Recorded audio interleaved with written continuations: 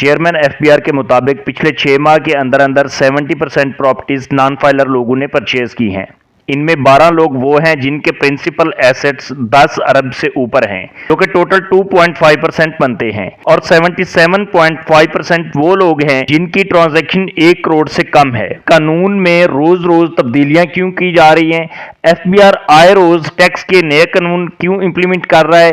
اور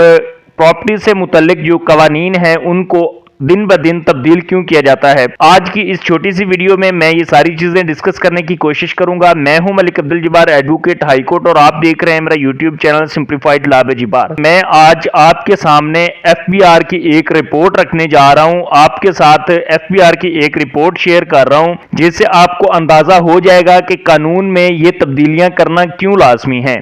کیونکہ chairman F B are کا کہنا ہے کہ یہ جو 2.5% لوگ ہیں جن کی پراپرٹیز 10 ارب سے زیادہ کی ہیں، جن کے کیپٹل ایسٹس 10 ارب سے زیادہ ہیں، ہم ان لوگوں کو ٹارگٹ کر رہے ہیں، اور اس کی زد میں ڈیفینیٹلی یہ 77.5% جو لوگ ہیں جن کے پاس 1 کروڑ سے کم ایسٹس ہیں وہ بھی آئیں گے۔ چیئرمین ایف بی آر نے ایک بہت بڑا انکشاف کیا ہے اور انہوں نے کہا ہے کہ اسلام آباد اور راولپنڈی کے قریب جو سوسائٹیز ہیں وہاں پر جو بڑے بڑے ٹائکونز ہیں ان میں سے 12 لوگوں کو ہم نے پوائنٹ آؤٹ کیا ہے جن میں سے ہر بندے کی پراپرٹیز 10 ارب سے زیادہ کی ہیں۔ وہ 12 کے 12 لوگ نان فائلر ہیں، وہ لوگ فائلر نہیں ہیں۔ ان لوگوں نے اپنی ٹیکس ریٹرن میں اپنے یہ ایسٹس شو نہیں کیے، اپنی یہ چیزیں رپورٹ نہیں کی ہوئی۔ ان کے مطابق صرف اور صرف 30% لوگ اور 30% ایسٹس ہی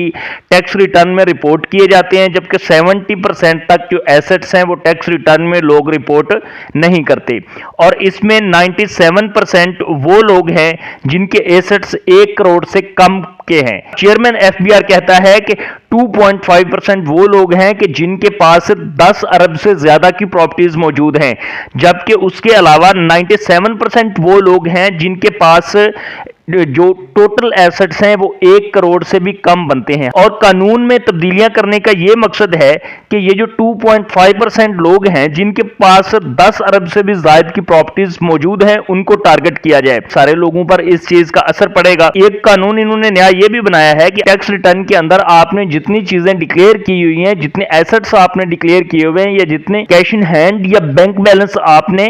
ڈکلیئر کیا ہوا ہے، اس کا صرف 130% آپ پرچیز کر سکتے ہیں، اس سے زیادہ آپ پرچیز نہیں کر سکتے۔ یہ سارا سینیریو دیکھتے ہوئے چیئرمین ایف بی آر نے اعلان کیا ہے کہ 1 کروڑ تک کی پراپرٹیز نان فائلر بھی خرید سکتے ہیں۔ ایف بی آر نے یہاں پہ یہ چیز دیکھی ایک طرف کہ 77% تو جو پراپرٹیز خریدی جا رہی ہیں وہ نان فائلر لوگ خرید رہے ہیں، اور جو فائلر لوگ ہیں وہ تو خرید نہیں رہے یا خریدنا چاہتے نہیں ہیں، وہ فائلز ٹو فائل ٹرانسفر کر رہے ہیں، یعنی کہ رجسٹری کی طرف اور انتقال کی طرف نہیں آتے، اور گورنمنٹ کو اس سے ٹیکس کا نقصان ہوتا ہے۔